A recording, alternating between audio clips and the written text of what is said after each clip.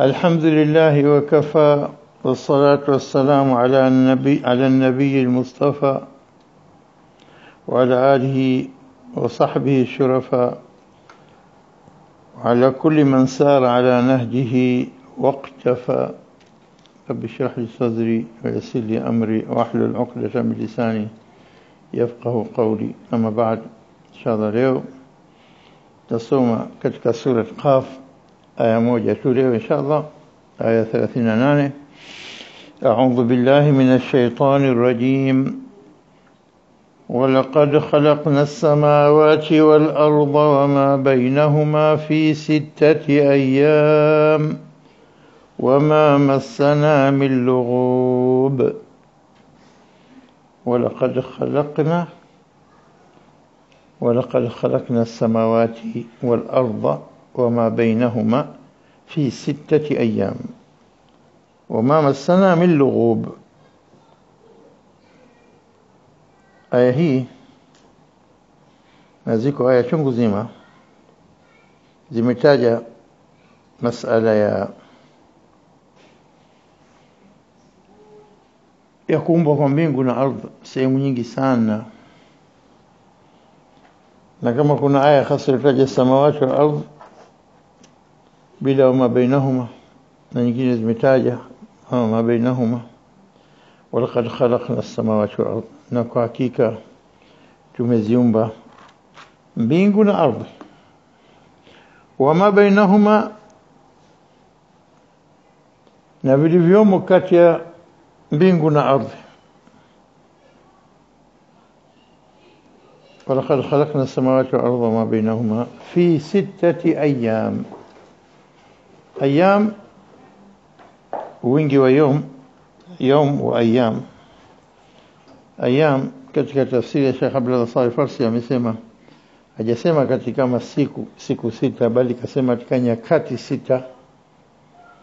Na katika tafsiri nyingine Sheikh Ali kataja siku. Na kwa hakika tumeumba mbingu na ardhi na vilivyokuwa baina mbingu na ardhi katika siku 6. Siku 6, nyakati 6. Wama masana min lughub. Tuchukue kipande cha mwisho alafu turejea mwanzo tena. Wama masana min lughub, na wala hayakutugusa machofu. Sio hayajatuchosha, hayajatugusa machofu kabisa. Yani bila shaka hajaja maneno haya ila in reply to, kujibu watu waliozusha au watu walioandika, kwa sababu kuna sehemu katika vitabu vya vilivyopita venye kuelezea kwamba ulipoumbwa ulimwengu Mwenyezi Mungu ameumba kwa siku 6, imetaja siku 6. Vitabu vimeelezea kwamba katika siku 6 hizo, kuanzia Jumapili na ilipofika Ijumaa akamaliza siku 6, alafu siku ya 7 Mola akapumzika. Na hii taban inakwenda kinyume. Katika Biblia, katika Exodus unasoma the beginning of the 7 days of creation is Sunday,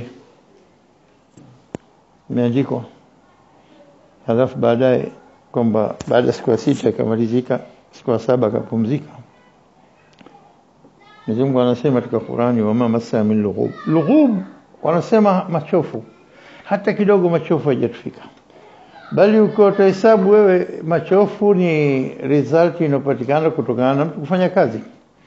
Yani mtu akienda mbio, mtu akibeba mzigo, akifanya kazi yote kutumia nguvu zake anachoka.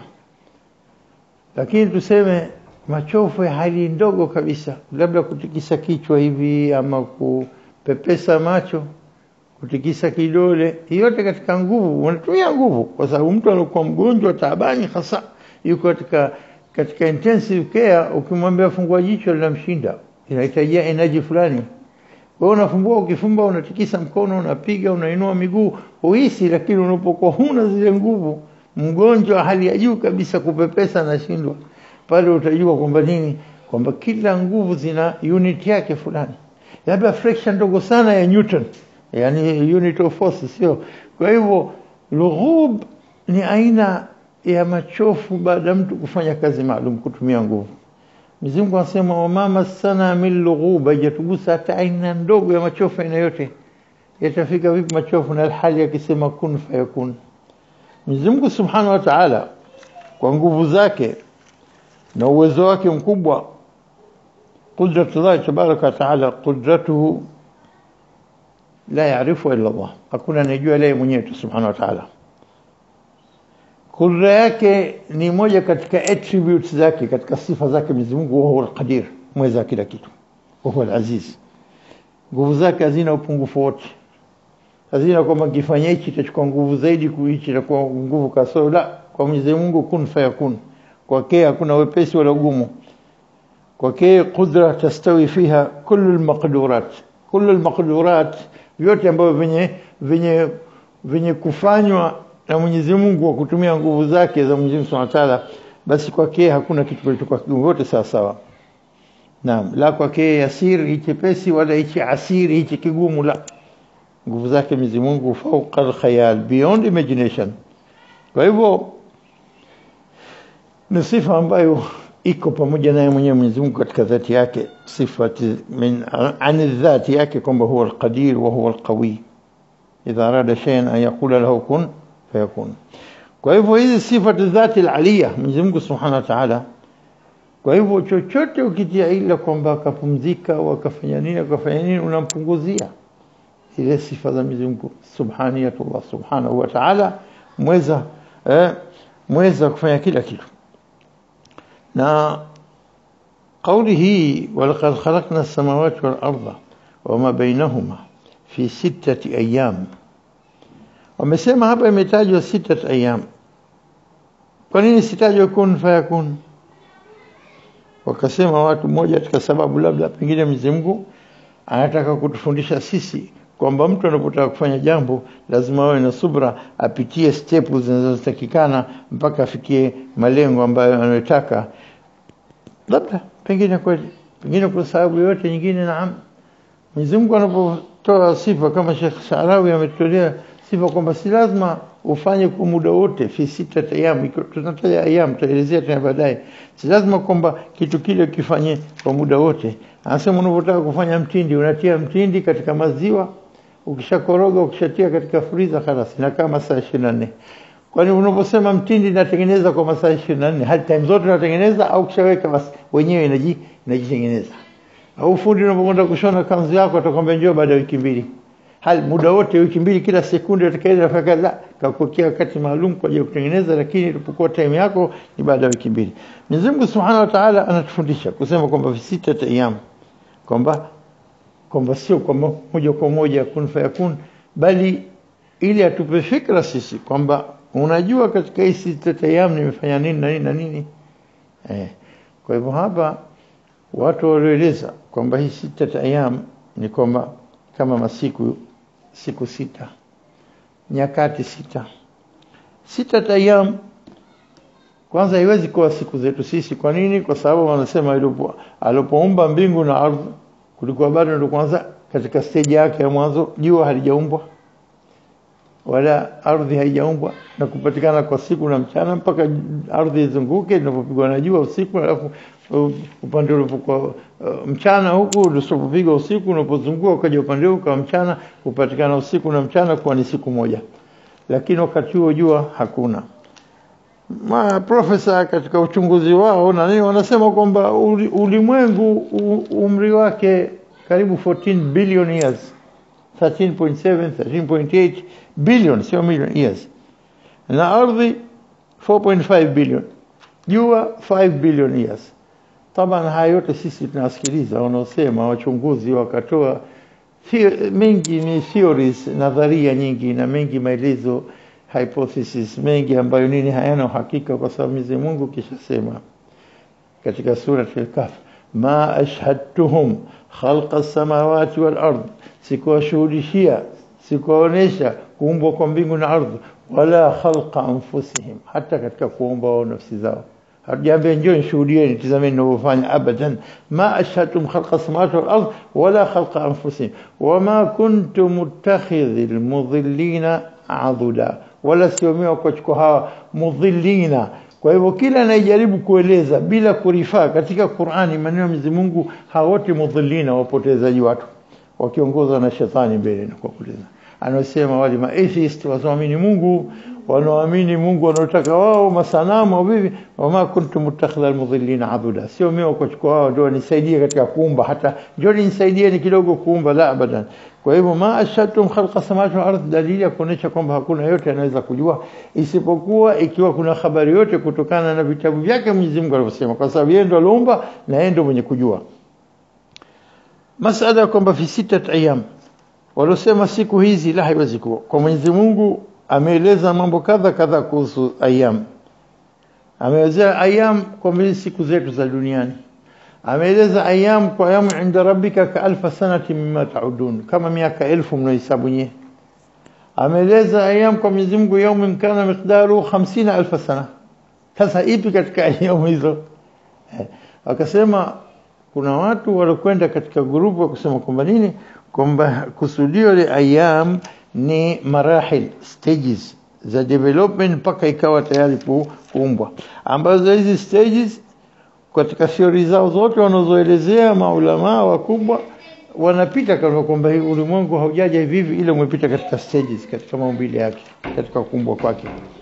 Kwa hivyo tukitazama masala 6 ayyam, tukija kama Dr. Zaghlul Najjar anasema ما هي أيام إلا مراحل تكوين الكون.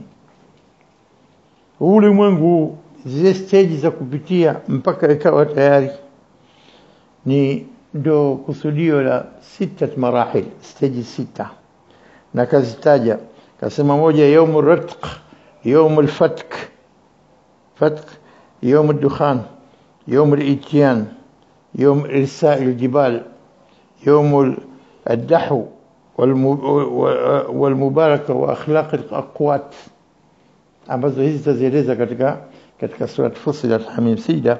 Hizi siku 6 ndio stage za nini? Stage za kuumba. Yawmul Ratq, siku ya nini? Ya kuambatanisha. Alafu siku ya Fatk ya kuambua na kuziachisha, kupambanua kwa ardhi, kama ilivyokuja katika aya sura Anbiya, tutazipitia inshallah sasa hivi tutasoma. Alafu yawmud dukhan thumma istawa, ninasema wahiya dukhan yani, na hiyo ikawa ni katika mfumo wa nini, wa moshi ilipoanza.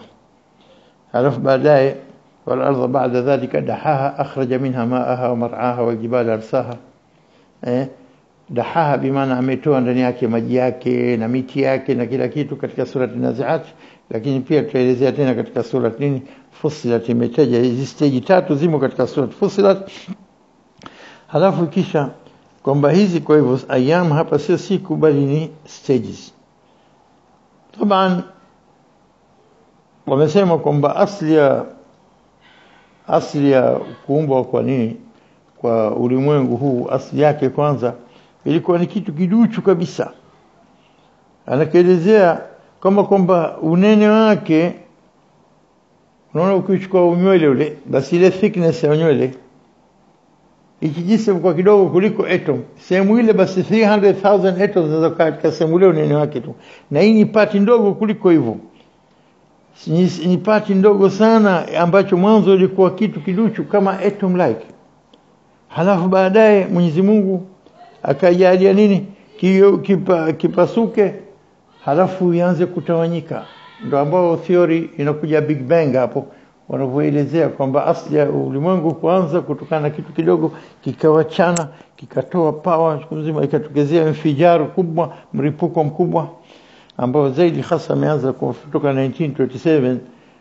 Theory ya Big Bang imeanza kuchangamkiwa na kutiliwa nguvu na kusomewa na kufanywa uchunguzi kuanzia George Lemaitre, Swedish, Belgium, kutoka Belgium. Yeye ndiye hasa ndo father of the Big Bang anaitwa. Halafu baadaye theories na experimentation, mambo chungu zima yakafanyika. Wakasema asili yake ilikuwa kama donge tudogo hichi, alafu ile gases ikaanza mripuko ukatawanyika na ulikuwa hali ya temperature kubwa sana, halafu kupasuka huko na kuripuka na kutawanyika. Halafu ndio kama nilivyosoma sisi, was-samaa banainaha biaidin, tasoma katika Qur'an, na mbingu tumejenga kwa nguvu zetu, wa inna la musi'un, hatu katika kupanua tu tunaendelea mpaka sasa. Iko katika kupanuka tu, ulimwengu bado unazidi kupanuka. Kitu hichi kidogo kilikuwa kimebanwa, kikafyetuka, ikatawanyika, halafu baadaye ikaform tena vitu mbalimbali, masayari, jua, nyota na vitu vyote hivi. Na kutokana na vitu hivi, kama tunakwenda katika surat al-Anbiya tukitazama, kuna mambo mengi ya kutazama katika surat al-Anbiya. Kwanza surat al-Anbiya inatuambia kuumbwa kwa ulimwengu. Mwenyezi Mungu anasema katika aya hii, surat al-Anbiya,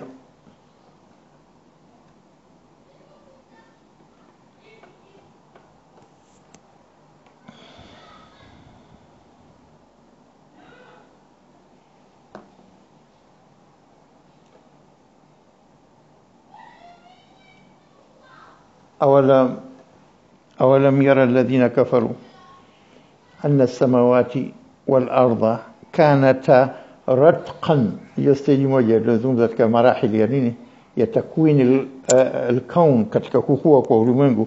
كانتا رتقا ففتقناهما وجعلنا من الماء كل شيء حي أفلا يؤمنون. أولم يرى الذين كفروا, haoni hao waliokufuru wanokaa kileta explanation zao na maelezo yao, haoni kwamba samawati wa ardhi, mbingu na ardhi, kanata, vilikuwa vitu hivi ratqan, vitu hivi vilikuwa pamoja, vimeambatana kabisa. Halafu kisha fafataqnahuma, tukaviambua na kuvipambanua. Halafu baadaye ndo kila moja ikatoka ikakwenda peke yake, inakul, inafanya dense, inakuwa nzito, halafu inakuwa solid, halafu baadaye zinakuwa ni cosmos, vitu sayari, constellations zilizokuwepo juu katika anga tunaona. Hayo yote as a result ya miaka billions and billions of years na kukua kwa majarati zote ambazo tunaita kuanzia nyota, jua, sayari, comets na zote hizi zimechukua muda mrefu sana mpaka kukua hivi vilivyokuwa. Mwenyezi Mungu anasema hapa, tukajalia baadaye kutokana na maji kila uhai wote unatoka hapo. Na sura hii, ajabu ya sura hii kwamba akaelezea kwamba ja'alna samaa saqfan mahfudha, yani tumefanya mbingu kama kwamba nini, didari iliyohifadhiwa. Halafu kaelezewa binadamu hajawekwa kwamba akae ulimwengu mzima, maisha yake hajapewa kuishi milele. Wama ja'alna libasharin min qablika alkhuld ya Muhammad afa imita fahumul khaldun, wao tuweke milele, la wataondoka duniani na kila kitu kitaondoka. Na hivi vitu ndivyo viumba vikubwa zaidi na vinachukua muda zaidi kuliko nyewe, lakini pia kila kitu kina nafsi, ina mwisho wake. Kama nyie, kullu nafsin dha'iqatul maut, na nyie pia mtamalizika. Kama nyie mtaondoka, na ulimwengu pia utaondoka. Halafu baadaye katika surati hii Anbiya, ndani yake mna mitume kadha kadha, yani katika kuumba ulimwengu huu na ulimwengu huu kutoweka kwenda zake, na ndani yake nitatuma mitume kadha kadha, wametajwa mitume kadha humu ndani. Halafu mwisho anasema nini katika sura hii Anbiya, katika aya 104 anasema yauma natwi samaa, siku ambayo natwi samaa, tutakapozikunja mbingu, katayi sijili lilkutub, kama mkunjo wa karatasi za maandishi, katayi sijili kutub. Halafu anasema nini, kama badana awwala khalqin nu'idu, kama tulivyoanzisha katika kuumba mwanzo tutarejesha vile vile. Yani ulimwengu ulikuwa fi halat qabd, katika mkamato mzuri, kwa kitu kiduchu kabisa. Halafu nini ikapatikana, fi bast, kupanuliwa na kuenezwa ulimwengu wote wanasema maulama ukubwa wa universe, ukubwa wa cosmologist hawa wanasema ukubwa wa universe kama utachukua kama kwamba ni mpira, ukitoka katika end point mpaka center kama radius, basi radius ukubwa wake inahitajia mwendo wa 13.7 billion light years. Na light years nasema nini? Ni miaka ya mwangaza. Mwangaza sekunde moja na kwenda 300,000 kilomita sekunde. Huwezi kuhesabu kwa kilomita, lazima uingie katika masafa ya light years. 13.7 billion light years from the middle to the ni radius to. Sikwambii moto itakuchukua muda gani. Ni ulimwengu mkubwa sana. Halafu ulimwengu huu namna unavyoendelea kupanuka, wa inna la musiun, tuko katika kupanua itarudi tena nyuma, reverse action. Kama badana, kama tulivyoanzisha, nasema aya hii, awwala khalqin, mwanzo tulivyoumba, nuiduhu, tutarejesha. Kwa hivyo umeanza from big bang, reversible action, na kuja nini? Black hole wanaita theory ya black hole, na kuna wanazungumza siku hizi katika theories kweli uongo ya zao wenyewe.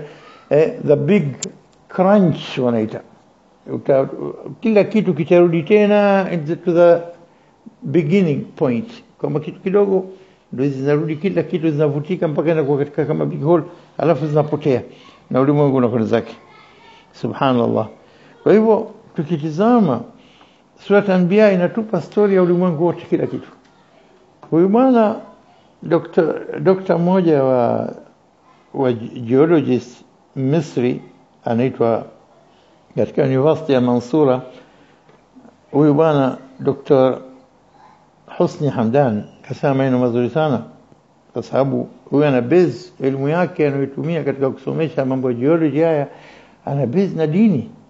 Anasema huyu bwana, anasema min rawai al-i'jaz al-ilmi fi al-Quran, katika mambo yalikuwa mazuri kabisa ya miujiza ya kisayansi katika Qur'ani, tunaona tarikhi al-kawn yote منذ maulidihi hata nihayati, tokea kuzaliwa kwa ulimwengu wote mpaka mwisho wake, yote yametiwa katika aya 8 za Qur'ani, fi 8 ayat, zote zimekusanywa katika aya 8 za Qur'ani. Alafu anasema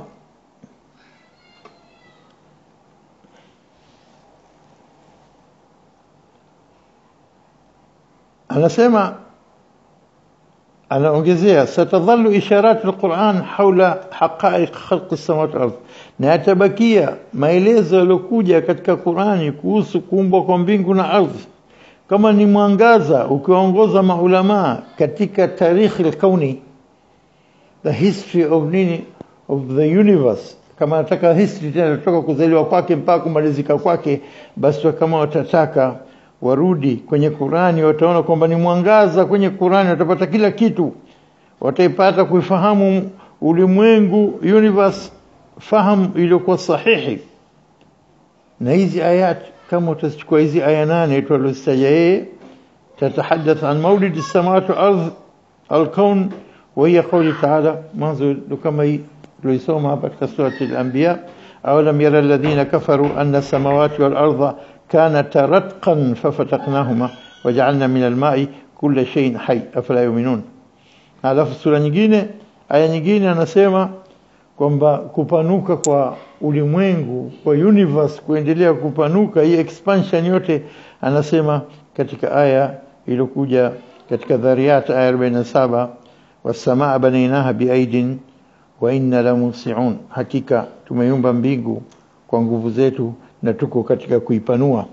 Watafute kutokana na aya hii, waendelee kunini, kusearch, watafute zile information, waanze intilaq, kuanza iwe kutokana na Qur'an, halafu waendelee kutafuta information kwa uchunguzi wao na zana zao za kisasa, watakuja kuona kwamba Qur'ani inaelekeza kwenye ukweli wa hasa, kama wanataka kujua.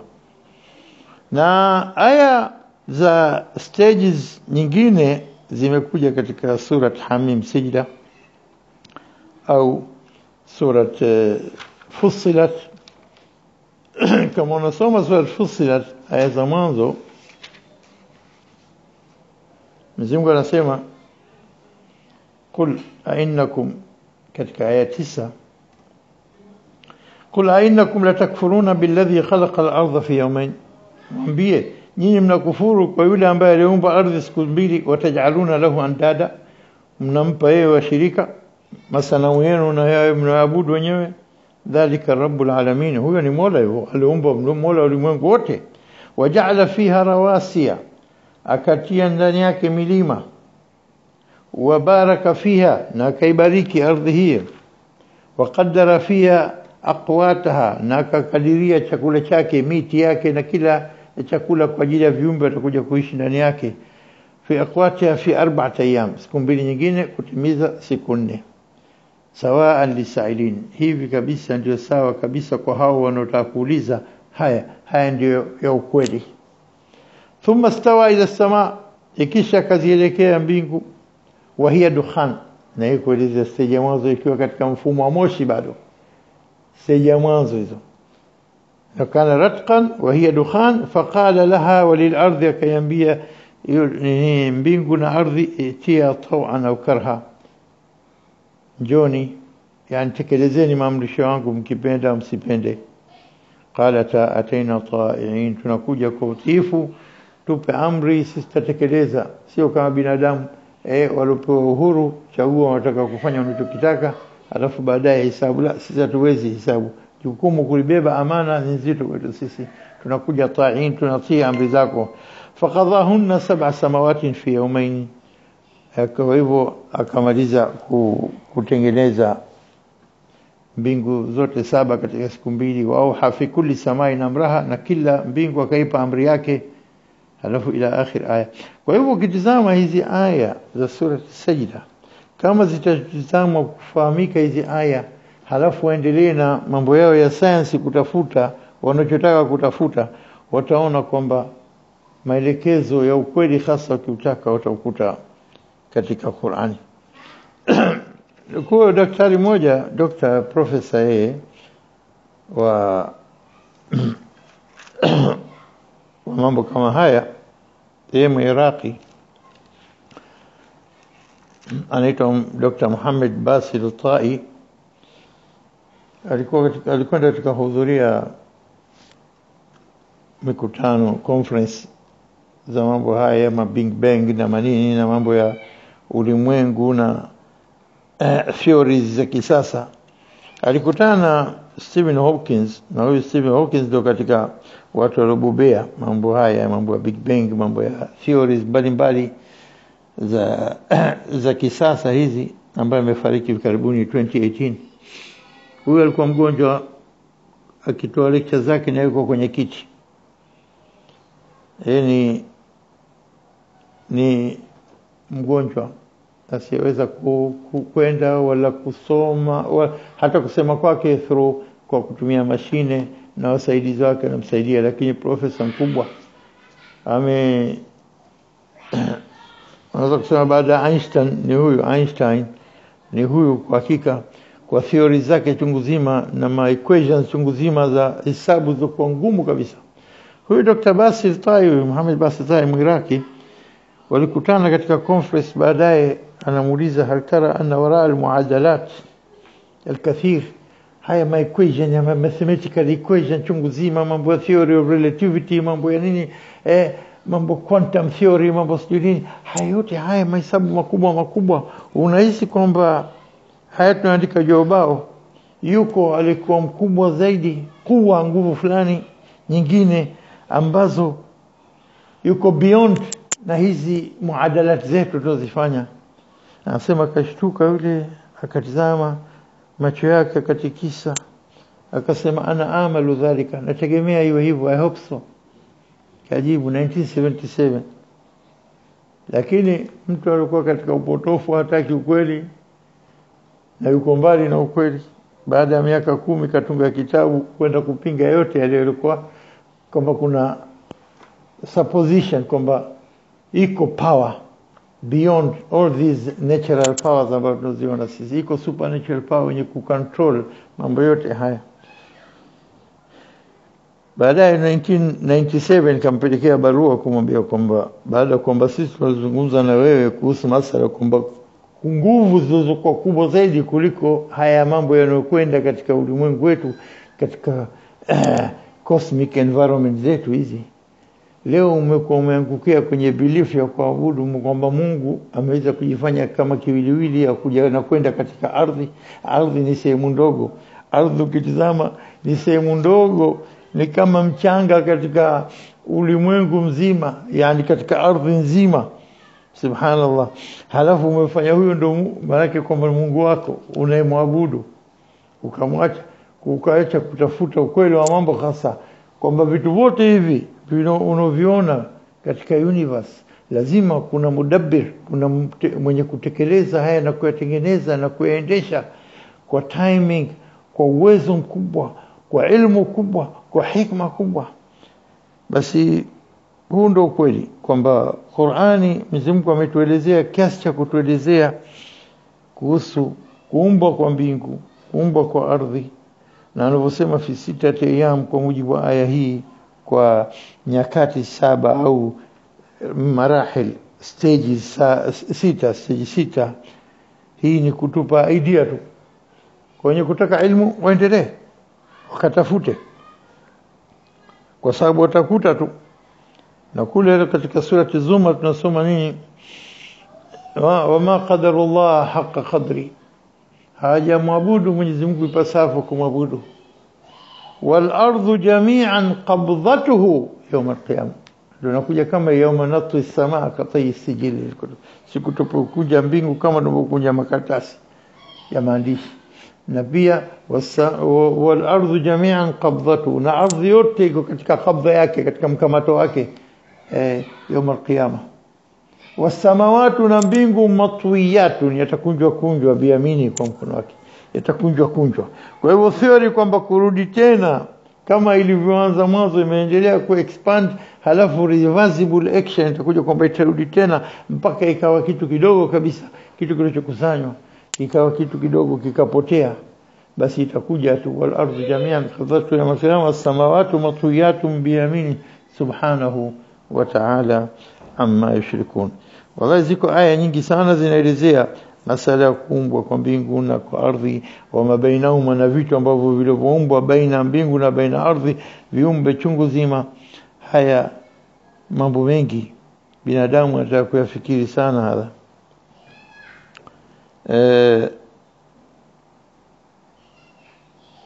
Nafikiri yatosha tuelezea, walaqad khalaqna as-samawati wal arda wama bainahuma fi 6 ayamin wama massana min lughub. Hajatufika machofu wala hatujapata tabu katika kuumba, na tumeumba. Na hii 6 ayam mpaka hivi sasa watu wao katika kuchunguza hizi stages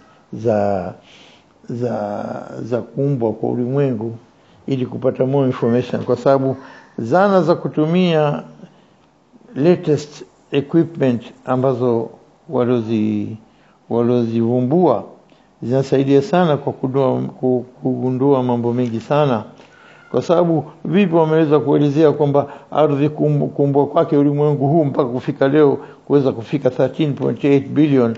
Siku hizo wanatumia mambo mengi, wanasema wanatumia cosmic microwave background, the radiations zilizoacha tokea kwanza mpasuko ule Big Bang ilipoanza, yale masalio yake, leftover radiations zake zile zimeacha, imetoa information ya kutosha kuwapa maulama baadhi information nyingi sana za kugundua kusupport hiyo Big Bang wanasema. Kwa hivyo nafikiri natosha kwa tulipofika hapa, na baada naktafi kwa hii aya. Wallahu a'lam kulli shay, yeye ndio muumbaji, yeye ndio mwenye kujua kila kitu. Sisi tunajaribu kueleza kwa mujibu wanavyosema maulama, na hatujui hakika mambo hali kweli au si kweli, yote yanarudi kwa Mwenyezi Mungu. Lakini kwa mazungumzo ya maulama wanavyosoma katika hizi aya, wakajaribu kutafuta maneno kadha ya Qur'ani. Maana leo unasoma katika Qur'ani unaona Mwenyezi Mungu anavyotaja wasamai dhati al-hubuk wasamai dhati al-raj'. Haya yote ni katika nini? yanataka maulama waende wachunguze haya maneno nini maana yake. Kila neno mufradat ilmiya vocabulary ya science inatumika katika Qur'ani daqiqa jiddan, yani analeta maana hasa, sio explanations za kiscience zinatolewa na nini na maulama wa kilimwengu. Alimu yote anaitaka utakujua uzuri hasa mambo ya ulimwengu, aende kwenye Qur'ani atizame aya zake zinazozungumza ili aweze kupata uhakika fulani. Hata hivyo elimu aliyotupa Mwenyezi Mungu, wama utitu min alilm illa qalila, hamjapewa kitu katika ilmu ila kidogo tu, kama tone tu.